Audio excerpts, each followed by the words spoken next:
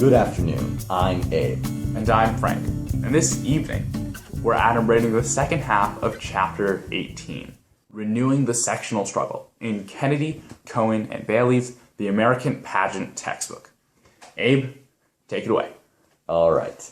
In the election of 1852, the Democrats nominated Franklin Pierce, the second dark horse. And since the Whigs had only been successful in the past with military heroes, they nominated Winfield Scott. Once again, the Whigs and Democrats attacked each other during the election with childish jibes. And, fortunate for the Democrats, the Whig Party was divided. Anti-slavery Northern Whigs accepted Scott, but rejected his platform or his policies, since he supported the fugitive slave law. Southern Whigs despised Scott himself, but accepted his platform. And so Pierce won the election eventually with the help of John P. Hale, the Free Soil Party candidate, who siphoned out many of the votes that would have gone to Scott. Overall, the 1852 election marked the eventual demise of the Whig Party. The Whigs are fondly remembered, however, for helping to keep the Union united with their Southern electoral strength and eloquent leaders like Clay and Webster. Now, Frank, could you tell me how America continued to expand? Yeah, so the gold rush and Mexican cession had rekindled the flame of manifest destiny in the minds of many Americans. Now, these goals of expansion brought America toe-to-toe with Britain, and war was just barely avoided in 1850 through the Clayton-Bulwer Treaty, which settled, at least temporarily, the dispute over who controlled the narrowest points of Central America. In 1865, American explorer and adventurer William Walker tried to take over Nicaragua and turn it into a slave state, but was fortunately overthrown and subsequently executed by a firing squad. However, he and other slavocrats furthered the idea that slave owners were planning to expand their plantation system to South America. America also eyed sugar-rich Cuba and even had offered $100 million for it, though this was quickly rejected by Spain. Subsequent attempts to force Cuba under America's cloak followed, with two small forces of Southerners even attempting to capture the island in 1850.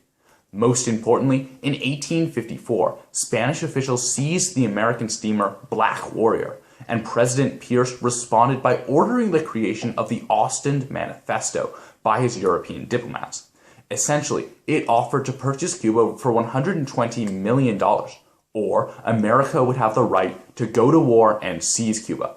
However, it quickly collapsed after it leaked out to the public, many of whom were furious at its obvious pandering to the South.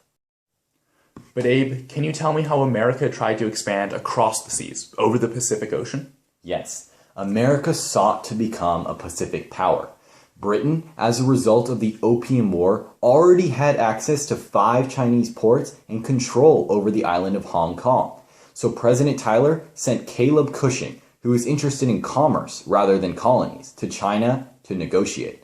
The Chinese were compelled to sign the Treaty of Wanghia, which ensured the U.S. the same trading rights granted to other countries. Americans were also allowed extraterritoriality, or the right of going to trial before American officials instead of Chinese officials. As a result of the treaty, American-Chinese trade flourished, and thousands of American missionaries flooded into China to convert the Chinese. America's next objective in its scheme to become a Pacific power, however, was the isolated Japan. So President Millard Fillmore sent Commodore Matthew Perry to force the Japanese to open up their nation.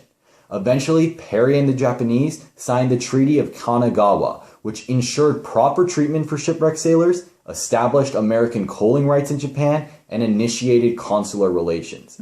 But Frank, could you tell me who promoted the Pacific Railroad and where? Absolutely. So, transportation through the West was still very difficult and dangerous at this time, and it would take major railroad projects, such as that Pacific Railroad, to solve these underlying problems. Unfortunately for the South, the only efficient way to build such a transport link would be to go through Mexico, as by doing so, the train would avoid the Rocky Mountains and Indian raids. To achieve this end, Secretary of War Jefferson Davis appointed James Gadsden to buy the much-needed land. In a few weeks, Gadsden managed to make the Gadsden Purchase for $10 million from Mexico's leader Santa Anna. A northern railroad would have been less effective since it crossed over mountains and crossed through Indian territory, as I already said, which is why the Gadsden Purchase was so important for the South, linking them to California and the newly acquired land. As the project continued, however, it became apparent that the North and South were at odds once again, as the North favored a track which ran through Nebraska further to the north, which would help those from New York and the northern colonies move to California and the newly acquired land. Speaking of Nebraska, Abe, can you tell me what political events were occurring in regards to Nebraska and its territory? Yes. Douglas wanted to break the deadlock between the North and South over westward expansion to allow for further settlement. To achieve this, Douglas proposed the Kansas-Nebraska Act, which divided Nebraska into two territories, Kansas and Nebraska, and called for popular sovereignty to settle the slavery status in both regions. However, this bill flatly violated the 1820 Missouri Compromise, which the North regarded as almost as inviolable as the Constitution itself. Although the bill was strongly opposed by Free Soilers, many Southerners supported the bill since it was a chance to gain one more slave state. Even President Pierce himself strongly backed the bill. Interestingly enough, though, Douglas passed the Kansas-Nebraska Act impulsively and repeatedly proclaimed that he didn't really care much about the slavery controversy. However, many northern citizens did have very strong feelings on the slavery issue and despised the repeal of the Missouri Compromise. Many northerners went so far as to declare that they would completely deny all future southern requests for slave territory. For these reasons, northerners branded Douglas a traitor and a Judas. Nevertheless, Douglas was still very popular in Illinois and with the Democratic Party. Now, Frank, can you tell me how the Union began to diminish? Absolutely. So the Kansas and Nebraska Act fundamentally undermined the Missouri Compromise of 1820 and the Compromise of 1850, as you already pointed out for us, since it was now possible for slavery to exist north of that 36th parallel. Northerners were now flatly refusing to follow the Fugitive Slave Act at all, and the Democratic Party was collapsing. In effect, Congress had passed a bill that had cracked the Union in two. Although, don't get your hopes up that we're going to study the Civil War anytime soon. We have to wait another 2 chapters before the first shots are fired. Thanks for watching. Please make sure to like and subscribe.